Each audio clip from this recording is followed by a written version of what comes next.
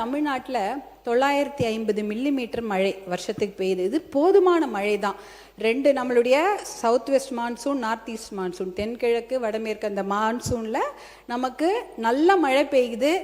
ஆனால் அந்த மழை தண்ணி எல்லாம் கடலில் வீணாக கலந்துடுது.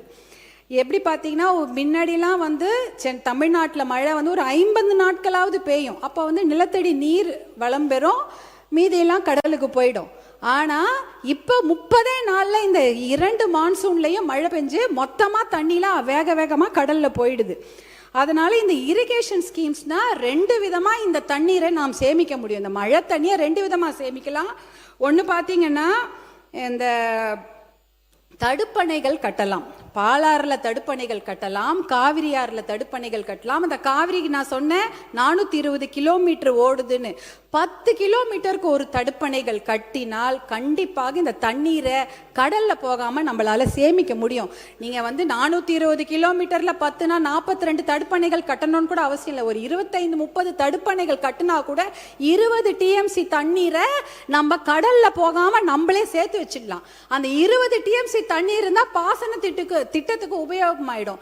தருமபுரிக்கு 2 டிஎம்சி தண்ணி தான் தேவைப்படும், சேலத்துக்கு 5 டிஎம்சி தண்ணி. இப்படி இருந்தாலே இந்த மாவட்டங்கள் விவசாயம் செய்வதற்கு ஏதுவாக இருக்கும். அதாவது காவிரி ஆறு, பாலாறு, எல்லா ஆறுகள் கிட்டத்தட்ட நம்ம ஊர்ல 35 பெரிய ஆறுகள் இருக்கு.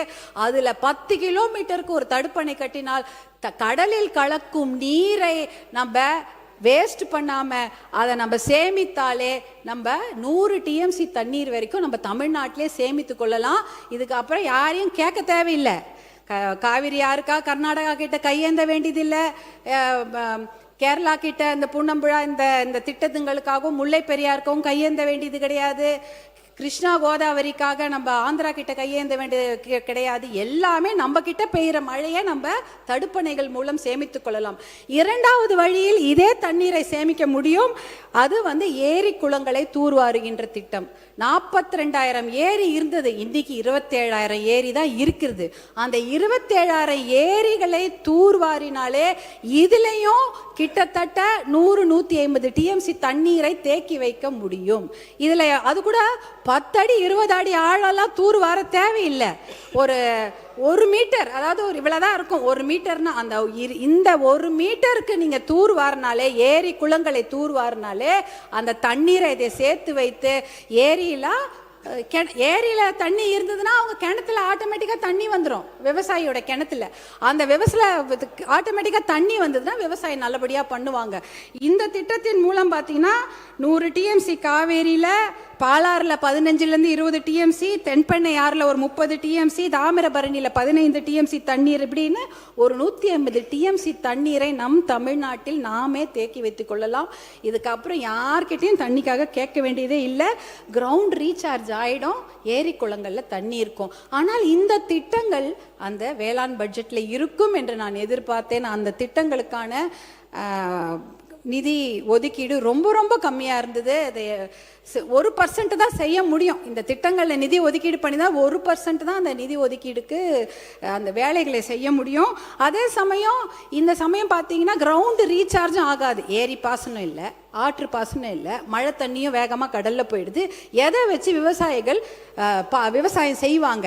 அவங்க நிலத்தடி நீரை நம்பித்தான் இருக்கிறார்கள். நிலத்தடி நீர் இப்போ எங்கே போயிடுச்சு? கிட்டத்தட்ட 100 அடி 200 அடி 800 அடிலாம் சில ஊரில் நிலத்தடி நீர் கீழே போயிடுச்சு. அவ்வளோ பெரிய பைப்பு போட்டாதான் நிலத்தடி நீரை உறிஞ்சி எடுத்து அவங்க பாசனம் செய்ய முடியும்.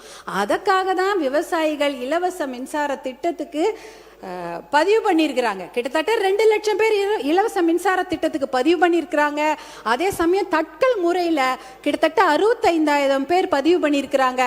பார்த்தீங்கன்னா 5 ஹார்ஸ் பவர்லேருந்து 15 ஹார்ஸ் பவருக்கு 2 லட்சத்துலேருந்து 4 லட்சம் ரூபாய் வரைக்கும் அவங்க முன்பணமாக எலக்ட்ரிசிட்டி போர்டுக்கு செலுத்தி இருக்கிறாங்க. மின்சார வாரியத்துக்கு ஒரு 1,500 கோடி ரூபாயை கடன் வாங்கி காலில் இருக்க கொலுசெல்லாம் விற்று, காதில் இருக்கிற கம்மலெல்லாம் விற்று 2 லட்சம் 4 லட்சம் கட்டி இருக்கிறாங்க.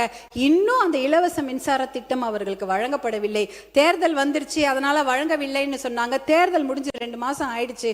கண்டிப்பாக அந்த இலவச மின்சார மின்சார திட்டத்தை பதிவு செய்த அந்த விவசாயிகளுக்கு வழங்குமாறு உங்களை அன்போடு கேட்டுக்கொள்கின்றேன். முக்கியமான கோரிக்கை காவிரி தர்மபுரி உபர்நீர் திட்டத்தை தயவு செய்து மறந்து விடாதீர்கள். அது என்னுடைய முக்கியமான கோரிக்கை. நான் வேற எதுவுமே கேட்கல. தர்மபுரி மாவட்டத்திற்கு காவிரி உபர்நீர் திட்டத்தை கொண்டு வாங்க. நான் இந்த 1 லட்சம் கிராமத்தில் தான் போய் பயணிச்சுட்டு இருக்கிறேன். கிராமத்தில் தான் போயிட்டே இருப்பேன். 1 லட்சம் 2 லட்சம் விவசாயிகளோட கையை போய் பிடிப்பாங்களே, என் கையை பிடிச்சி எனக்கு நன்றி சொல்லுவாங்க, ஏதாவது ஆசையாக கையை பிடிப்பாங்க. அந்த கை எப்படி இருக்குமா தெரியுமா இருக்கும் தலைவர்கள் அப்படி கரடு முரடா ரஃப்பாக கரம்பு காய்ச்சி போய் காயம் போயிருக்கும் அந்த கை. ஏன்னா அவங்க சேர் சகதியில் மட்டும் இல்லை, பாறையில் வேலை செய்கிறாங்க. மண்ணிலையும் கடப்பாறையிலையும் மண்வெட்டிலையும் வேலை செஞ்சு கையெல்லாம் அவ்வளோ கரம்பாக இருக்கும். அந்த கையை, அந்த விவசாயிகளோட கைகளை விட்டு விடாதீர்கள் என்று உங்களை கேட்டுக்கொண்டு வாய்ப்பளித்த உங்களுக்கு என்னுடைய மனமார்ந்த நன்றியை தெரிவித்து விடைபெறுகிறேன். நன்றி, வணக்கம்.